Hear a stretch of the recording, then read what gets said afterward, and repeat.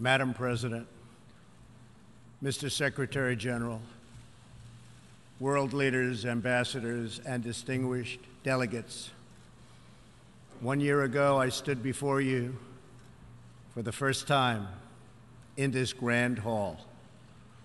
I addressed the threats facing our world, and I presented a vision to achieve a brighter future for all of humanity.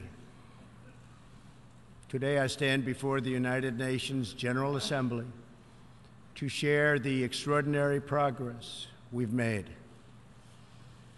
In less than 2 years, my administration has accomplished more than almost any administration in the history of our country. America's so true.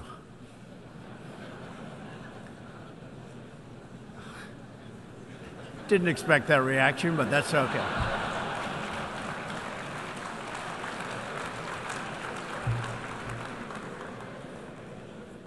America's economy is booming like never before. Since my election, we've added $10 trillion in wealth. The stock market is at an all-time high in history, and jobless claims are at a 50-year low. African American, Hispanic American, and Asian American unemployment have all achieved their lowest levels ever recorded. We've added more than 4 million new jobs, including 500,000 manufacturing jobs. We have passed the biggest tax cuts and reforms in American history. We've started the construction of a major border wall, and we have greatly strengthened border security. We have secured record funding for our military, $700 billion this year, and $716 billion next year. Our military will soon be more powerful than it has ever been before.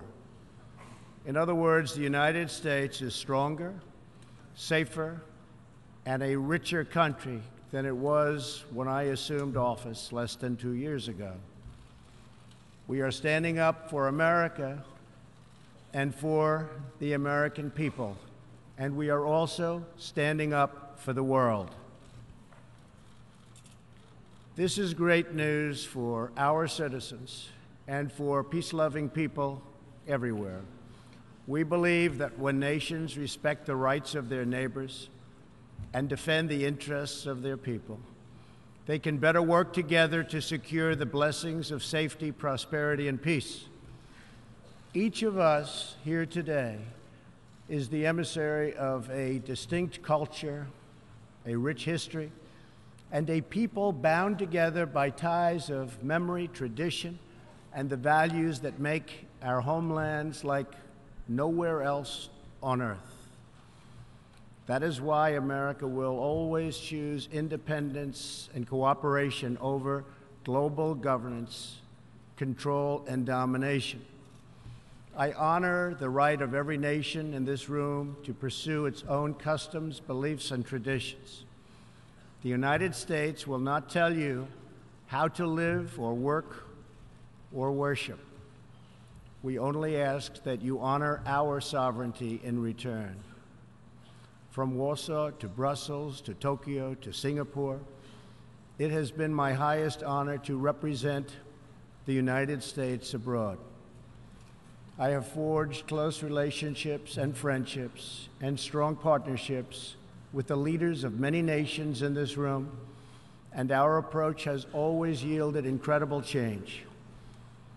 With support from many countries here today, we have engaged with North Korea to replace the specter of conflict with a bold and new push for peace. In June, I traveled to Singapore to meet face-to-face with North Korea's leader, Chairman Kim Jong-un. We had highly productive conversations and meetings, and we agreed that it was in both countries' interest to pursue the denuclearization of the Korean Peninsula. Since that meeting, we have already seen a number of encouraging measures that few could have imagined only a short time ago. The missiles and rockets are no longer flying in every direction. Nuclear testing has stopped. Some military facilities are already being dismantled.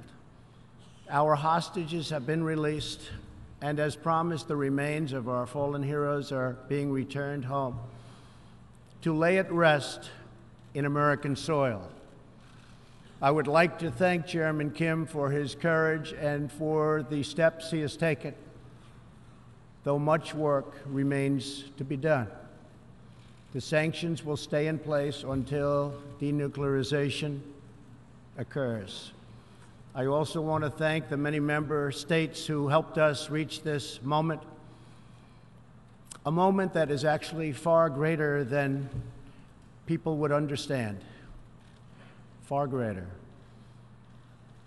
but for also their support and the critical support that we will all need going forward. Special thanks to President Moon of South Korea, Prime Minister Abe of Japan, and President Xi of China. In the Middle East, our new approach is also yielding great strides and very historic change. Following my trip to Saudi Arabia last year, the Gulf countries opened a new center to target terrorist financing. They are enforcing new sanctions, working with us to identify and track terrorist networks, and taking more responsibility for fighting terrorism and extremism in their own region. The UAE, Saudi Arabia, and Qatar have pledged billions of dollars to aid the people of Syria and Yemen, and they are pursuing multiple avenues to ending Yemen's horrible, horrific civil war. Ultimately, it is up to the nations of the region to decide what kind of future they want for themselves and their children. For that reason, the United States is working with the Gulf Cooperation Council, Jordan, and Egypt to establish a regional strategic alliance so that Middle Eastern nations can advance prosperity, stability, and security across their home region. Thanks to the United States military and our partnership with many of your nations, I am pleased to report that the bloodthirsty killers known as ISIS have been driven out from the territory they once held in Iraq and Syria. We will continue to work with friends and allies to deny radical Islamic terrorists any funding, territory, or support, or any means of infiltrating our borders. The ongoing tragedy in Syria is heartbreaking. Our shared goals must be the de-escalation of military conflict, along with a political solution that honors the will of the Syrian people. In this vein, we urge the United Nations-led peace process be reinvigorated. But rest assured, the United States will respond if chemical weapons are deployed by the Assad regime. I commend the people of Jordan and other neighboring countries for hosting refugees from this very brutal civil war. As we see in Jordan, the most compassionate policy is to place refugees as close to their homes as possible, to ease their eventual return, to be part of the rebuilding process. This approach also stretches finite resources to help far more people, increasing the impact of every dollar spent. Every solution to the humanitarian crisis in Syria must also include a strategy to address the brutal regime that has fueled and financed it, the corrupt dictatorship in Iran. Iran's leaders sow chaos, death, and destruction. They do not respect their neighbors or borders, or the sovereign rights of nations. Instead, Iran's leaders plunder the nation's resources to enrich themselves and to spread mayhem across the Middle East and far beyond. The Iranian people are rightly outraged that their leaders have embezzled billions of dollars from Iran's treasury, seized valuable portions of the economy, and looted the people's religious endowments, all to line their own pockets and send their proxies to wage war. Not good. Iran's neighbors have paid a heavy toll for the region's agenda of aggression and expansion. That is why so many countries in the Middle East strongly supported my decision to withdraw the United States from the horrible 2015 Iran nuclear deal and reimpose nuclear sanctions. The Iran deal was a windfall for Iran's leaders. In the years since the deal was reached, Iran's military budget grew nearly 40%. The dictatorship used the funds to build nuclear-capable missiles, increase internal repression, finance terrorism, and fund havoc and slaughter in Syria and Yemen. The United States has launched a campaign of economic pressure to deny the regime the funds it needs to advance its bloody agenda. Last month, we began reimposing hard-hitting nuclear sanctions that have been lifted under the Iran deal. Additional sanctions will resume November 5th, and more will follow. And we are working with countries that import Iranian crude oil to cut their purchases substantially. We cannot allow the world's leading sponsor of terrorism to possess the planet's most dangerous weapons.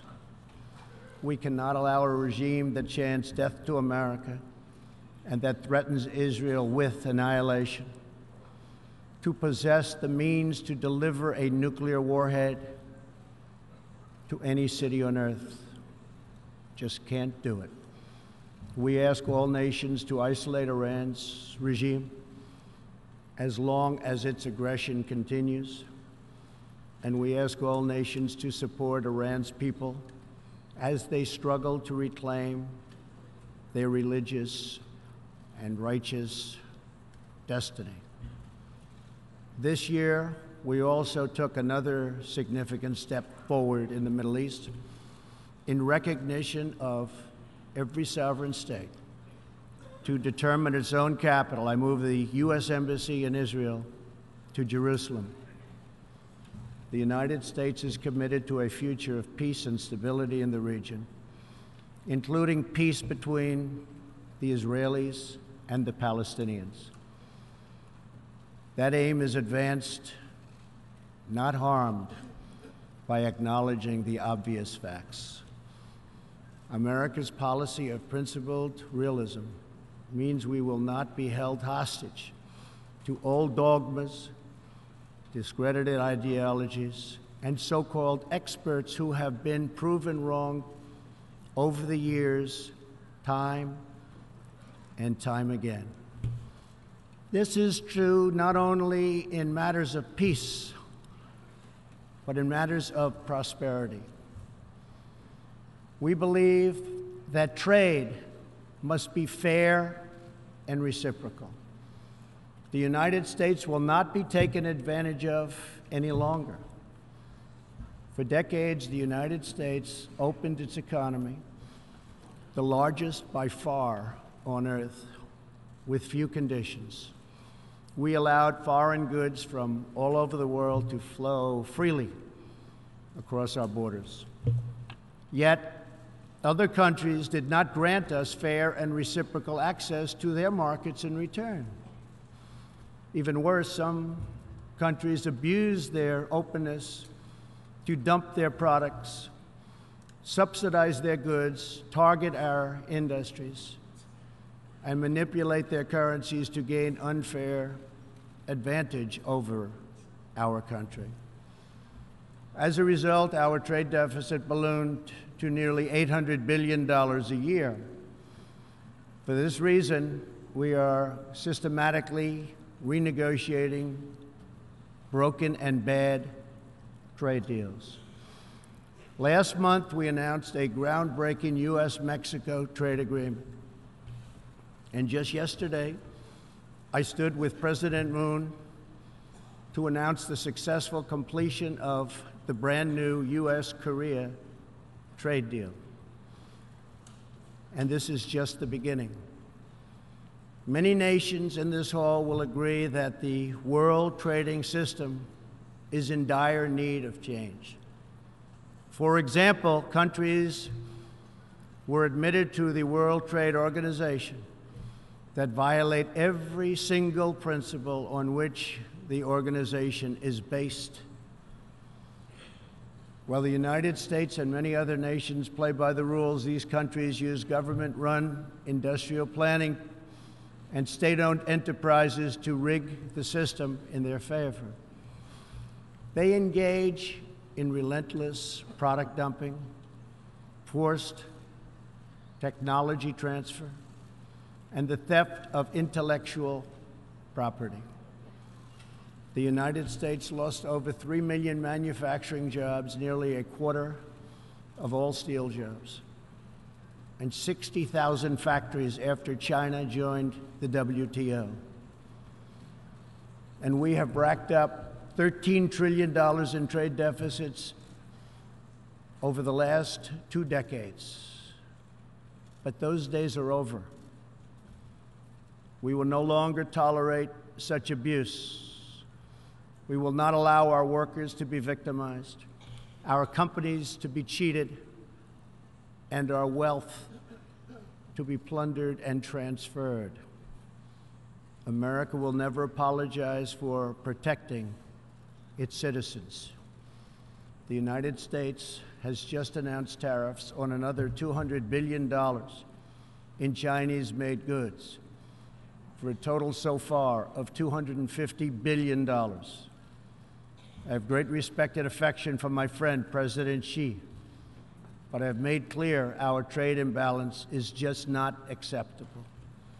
China's market distortions and the way they deal cannot be tolerated. As my administration has demonstrated, America will always act in our national interests. I spoke before this body last year and warned that the UN Human Rights Council had become a grave embarrassment to this institution, shielding egregious human rights abusers while bashing America and its many friends. Our ambassador to the United Nations, Nikki Haley, laid out a clear agenda for reform, but despite reported and repeated warnings, no action at all was taken. So the United States took the only responsible course. We withdrew from the Human Rights Council, and we will not return until real reform is enacted. For similar reasons, the United States will provide no support in recognition to the International Criminal Court. As far as America is concerned, the ICC has no jurisdiction, no legitimacy, and no authority. The ICC claims near universal jurisdiction over the citizens of every country, violating all principles of justice, fairness, and due process. We will never surrender America's sovereignty to an unelected, unaccountable global bureaucracy. America is governed by Americans. We reject the ideology of globalism, and we embrace the doctrine of patriotism. Around the world, responsible nations must defend against threats to sovereignty not just from global governments, but also from other new forms of coercion and domination. In America, we believe strongly in energy security for ourselves and for our allies. We have become the largest energy producer anywhere on the face of the earth. The United States stands ready to export our abundant, affordable supply of oil, clean coal, and natural gas. OPEC and OPEC nations are, as usual, ripping off the rest of the world. And I don't like it. Nobody should like it. We defend many of these nations for nothing, and then they take advantage of us by giving us high oil prices. Not good. We want them to stop raising prices.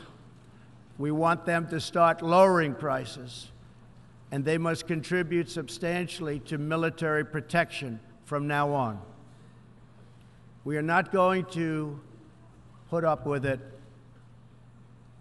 these horrible prices, much longer.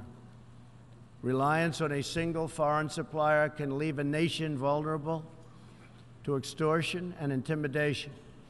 That is why we congratulate European states such as Poland for leading the construction of a Baltic pipeline so that nations are not dependent on Russia to meet their energy needs. Germany will become totally dependent on Russian energy if it does not immediately change course. Here in the Western Hemisphere, we are committed to maintaining our independence from the encroachment of expansionist foreign powers. It has been the formal policy of our country since President Monroe that we reject the interference of foreign nations in this hemisphere and in our own affairs. The United States has recently strengthened our laws to better screen foreign investments in our country for national security threats. And we welcome cooperation with countries in this region and around the world that wish to do the same. You need to do it for your own protection. The United States is also working with partners in Latin America to confront threats to sovereignty from uncontrolled migration. Tolerance for human struggling and human smuggling and trafficking is not humane. It's a horrible thing that's going on at levels that nobody has ever seen before. It's very, very cruel. Illegal immigration funds, criminal networks, ruthless gangs, and the flow of deadly drugs. Illegal immigration exploits vulnerable populations, hurts hardworking citizens, and has produced a vicious cycle of crime, violence, and poverty.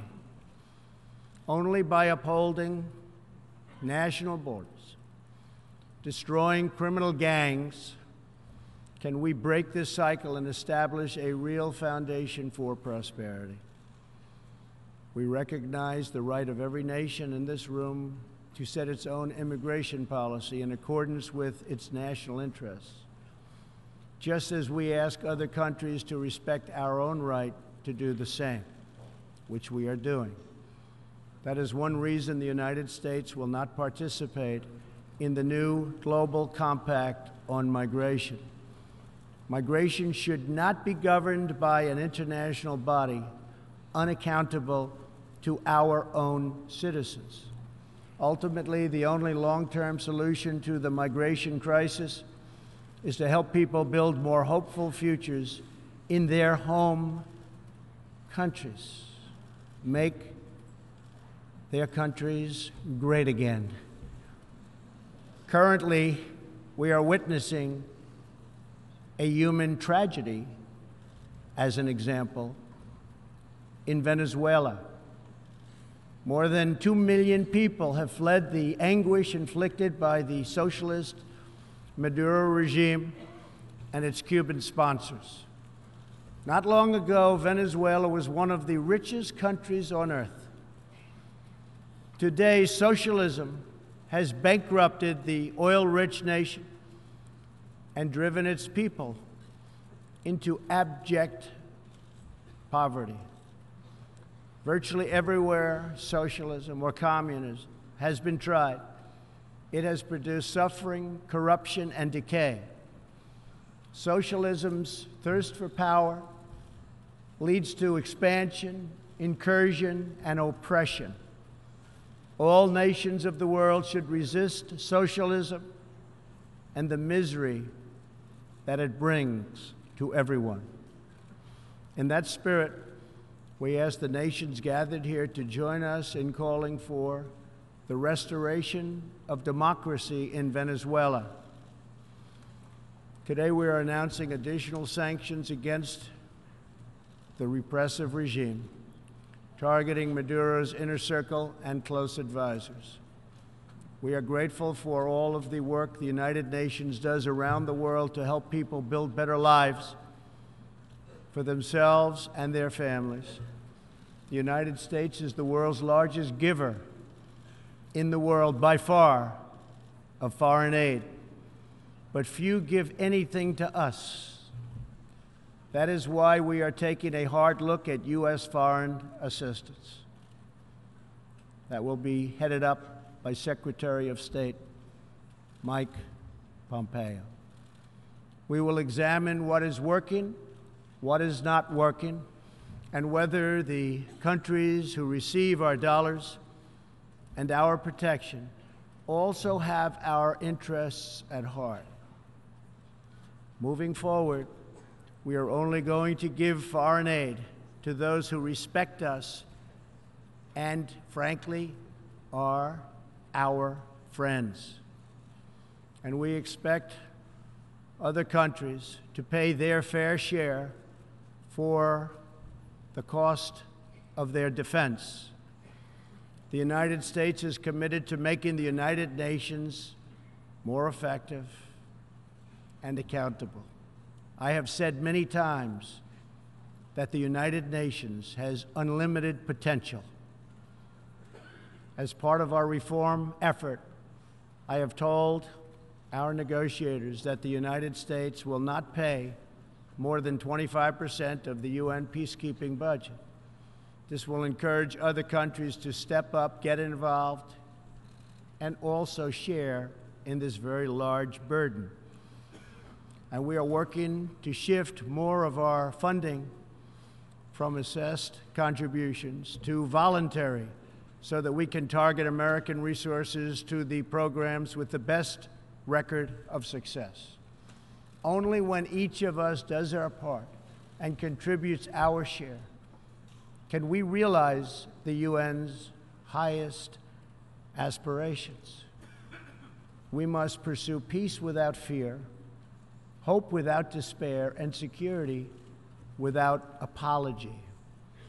Looking around this hall, where so much history has transpired, we think of the many before us who have come here to address the challenges of their nations and of their times. And our thoughts turn to the same question that ran through all their speeches and resolutions, through every word and every hope. It is the question of what kind of world will we leave for our children, and what kind of nations they will inherit.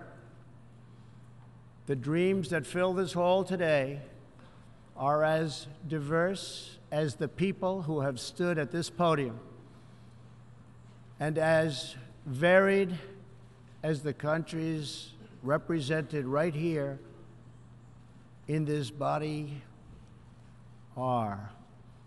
It really is something. It really is great, great history.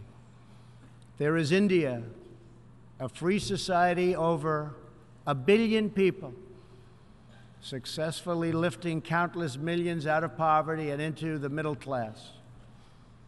There is Saudi Arabia, where King Salman and the Crown Prince are pursuing bold new reforms. There is Israel, proudly celebrating its 70th anniversary as a thriving democracy in the Holy Land. In Poland, the great people are standing up for their independence, their security, and their sovereignty. Many countries are pursuing their own unique visions, building their own hopeful futures, and chasing their own wonderful dreams of destiny, of legacy, and of a home. The whole world is richer. Humanity is better because of this beautiful constellation of nations, each very special, each very unique, and each shining brightly in its part of the world. In each one, we see awesome promise of a people bound together by a shared past and working toward a common future. As for Americans, we know what kind of future we want for ourselves. We know what kind of a nation America must always be. In America, we believe in the majesty of freedom and the dignity of the individual. We believe in self-government and the rule of law, and we prize the culture that sustains our liberty, a culture built on strong families, deep faith, and fierce independence. We celebrate our heroes. We treasure our traditions. And above all, we love our country. Inside everyone in this great chamber today, and everyone listening all around the globe, there is the heart of a patriot that feels the same powerful love for your nation, the same intense loyalty to your homeland.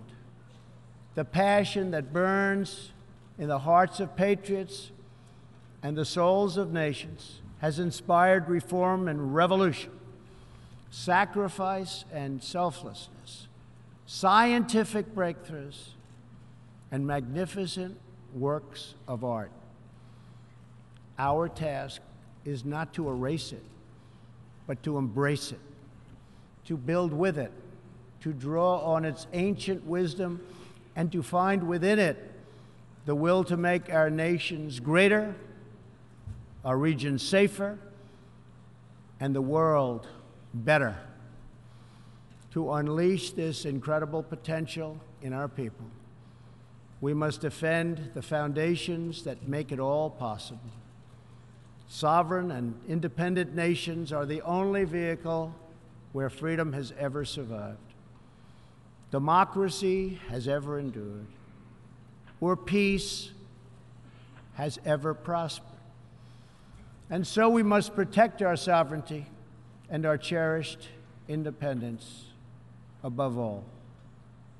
When we do, we will find new avenues for cooperation unfolding before us. We will find new passion for peacemaking rising within us. We will find new purpose, new resolve, and new spirit flourishing all around us, and making this a more beautiful world in which to live.